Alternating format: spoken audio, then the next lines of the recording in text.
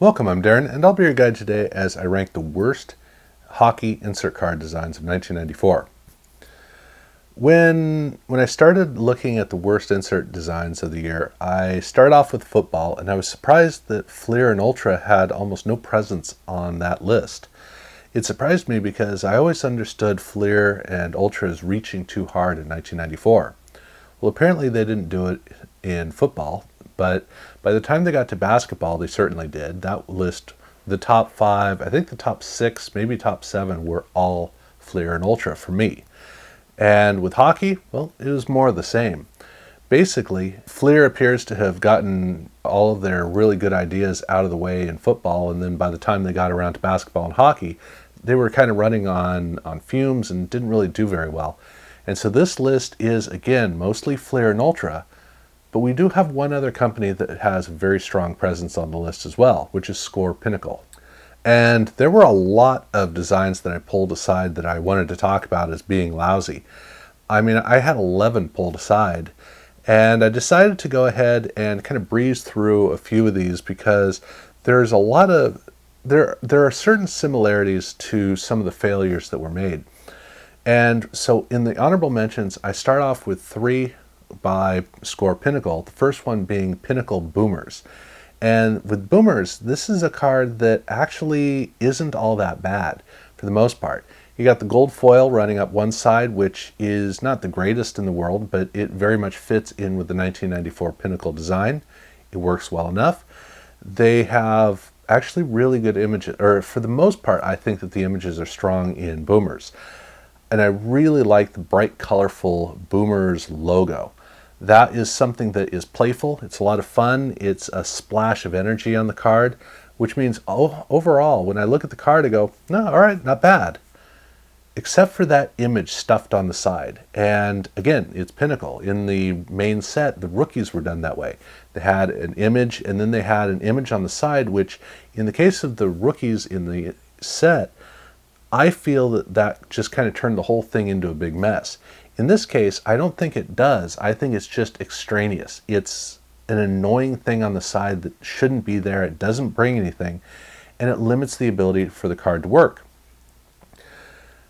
I'm also not really a big fan of the Score 90 Plus set. And for 90 Plus, again, the card actually is pretty decent. I think that the overall design is better than Boomers. The border that they have is very thin and has a really cool quality, making the card look kind of old-fashioned in a way. And the 90 Plus logo is, well, it would be pretty good if it wasn't for having a foil surface that makes it almost impossible to read. Never like it when they do that.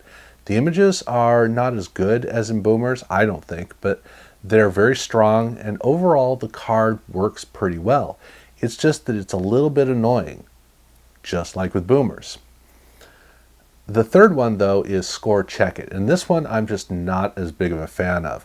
I mean, it's a decent enough card. The problem is that it's all about a feature down at the bottom that is kind of jagged letters, sort of, in foil. And Stadium Club did a much better job with their basketball Beam Team cards, where they have a much bigger logo, still very jagged, big mess, but they have a cool multicolor effect on the Beam Team cards. And that makes those cards fun, and it gives them a lively spirit that allows me to enjoy the card. In the case of Check It, no, it doesn't. It's almost like it's not enough. Basically, the feature down at the bottom is an annoyance that distracts from the rest of the card working. But I do like the images, so again, it could have been a whole lot better. And then it's time to get into the Ultra cards with Red Light Special. Now, Red Light Special, right off the bat, it's got red foil. I love it when they use red foil. In this case, I don't think they used enough of it, and that's because the card is, well, first off, with Red Light Special, they don't tend to have a big piece of foil on the card, so it's kind of thin already. But then the whole card is very busy, and so the red foil is kind of lost in a card where basically everything is lost. But I have to note that even though it is just a big run-on sentence, when you take the time to you will notice that there's a pattern in it. And once you look at the pattern, you realize there's a really good design in the card. Those three boxes are well designed into it. It's got an interest to it, kind of an intrigue. I like how all that works. It's just that it's not clear. And that's why everything runs together and limits the ability for you to appreciate the design work in the card. Ultra also did kind of the opposite with Scoring Kings, where in the case here, this is a card which is much clearer. It's 3 images of the player, but there's no good border, there's no clarity between them, which means it's almost like one picture of 3 different players. It doesn't work. There's nothing about the card that rings clear. The logo I don't think is very good, and it's weird that it's stuck on there. Essentially, this card is like a bad solution to the problems I saw with Red Light Special. So the Red Light Special cards, you got to give it a chance, and when you do, you go, oh, actually, it turns out it's a good card. In the case of Scoring Kings, you go, oh, it's cool, then you're over it. And so I feel like I am able to appreciate Red Light Special for longer than with Scoring Kings, which doesn't get much of an interest out of me. But those are the honorable mentions. So when we move on to the list of the 5 worst designs, we start off with Fleer, with Future Franchise. And the Future Franchise cards are well designed, they're well crafted, and I don't like them. Having that text running around the background it's a clean idea, but it's too big and it doesn't work with anything. That's the thing. You can use text on a card to be the whole design, but in order to do that, you got to work it right to make sure that the text has an aesthetic spirit to it. This text doesn't, and it basically gets in the way and it overpowers the image of the player. So when you look at the card to see the player, it's the text that really stands out, and the text is not, there's not a design to the text. It's more like it's just kind of stuck in there in a very overly structured way, which means the card is kind of busy, but it's not overly busy. It's just busy in a frustrating way. It's too technical. Not very good. Then you go over to the Fleer Headliners, and this is a card that is kind of strange because this actually should be the kind of card I really like. It's mostly about the image. It is very simple. And really, I got to say that I like the formality of the text at the bottom, but that pewter foil doesn't work, and it limits the ability for the text to kind of pop off the card.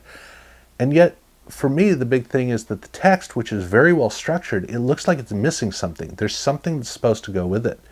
And so whenever I look at the card, it's just busy down at the bottom, and it's lacking.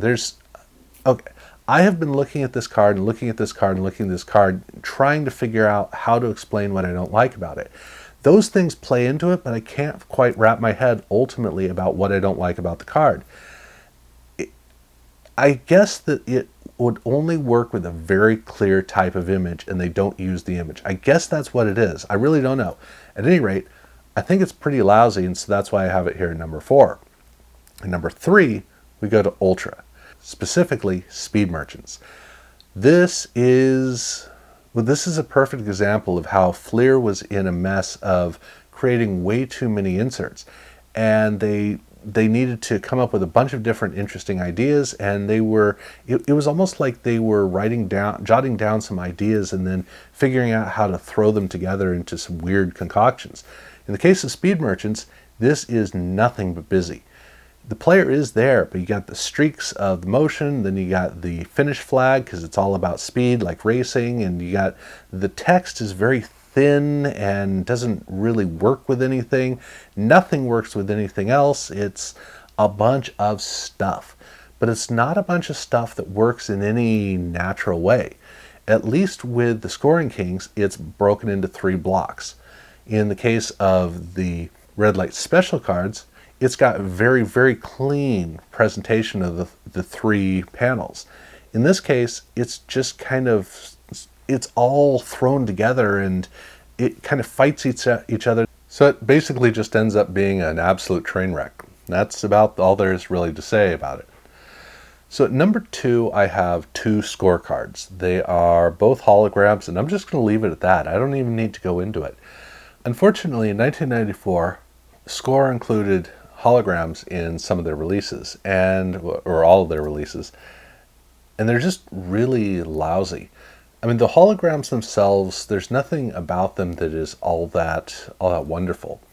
The surface of the card, it's difficult to get it to look just right. There's kind of like a Goldilocks zone where the card actually works. And the rest of the time, it's good enough is about all you can really say about these cards. But that's the thing, is rarely do they actually work. I mean, you go back to the 1990 Pro Set hologram, that was much better. In 1991, the way that Upper Deck was doing their holograms read where you didn't have to be looking at it in just the right way. Here it is 1994, you would expect a lot more. I mean, Upper Deck was already doing their HoloView cards in SP at this point, and those were reading so well, and this was it was a relic from the past. I wish the Score hadn't bothered to make these cards in 94 and just never done holograms. It would have been a lot better. So, but I will say that the Canadian card, the background actually does have a pretty cool effect to it. That I'll give it credit there. But other than that, yeah, these just really don't work. But number 1 to me is very clear. It's kind of like the card that feels like 1994-95 Fleer, Netminder. And this is very simple. They have a pattern over the background. It has like text in it that's kind of, I mean, I don't even think I need to say anything. I think it's pretty obvious the way that these cards are really just lousy. I look at the card and I try to figure out what exactly was it that they were inspired by. I don't see what designers really saw in the very idea of these cards. So to me, this is very clear as being the worst of all of these inserts, and I'm going to leave it at that.